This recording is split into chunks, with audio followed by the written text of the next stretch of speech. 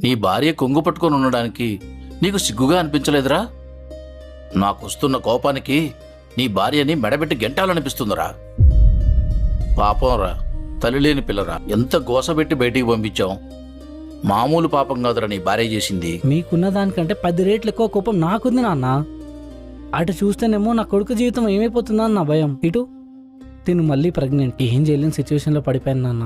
ఏది ఏమైనా నీ భార్య శిక్ష అనుభవించక తప్పదు, గుర్తుపెట్టుకో. నా కూతురు సీమంతం గురించి ఏమన్నా ఆలోచించారా లేదా? చేద్దాం వదినా, దాంట్లో ఏముంది? చేద్దామని గాల్లో మాటలు చెప్పడం కాదు వదినా, దానికంటూ ఒక ప్లానింగు పద్ధతి ఉంటది కదా. అవన్నీ ఉన్నాయా మరి?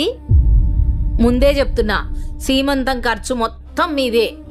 మేం రూపాయి కూడా తీయం, ఇప్పటికే చాలా ఇచ్చేసినాం. ఏదున్నా సగం ఖర్చు మీది, సగం ఖర్చు మాది.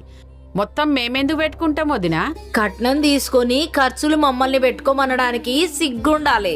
ఏంది ఊరుకుంటుంటే ఎక్కువ మాట్లాడుతున్నావు? ఆ? ఎవరు పట్టించుకోకున్నా ఇంట్లో ఉండడానికి సిగ్గుండాలి. థూ.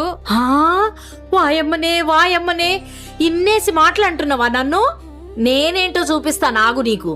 ఇప్పుడు నీ పని చెప్తా నాగు. ఏం పీక్కుంటావో పీక్కో, నేను కూడా చూస్తా.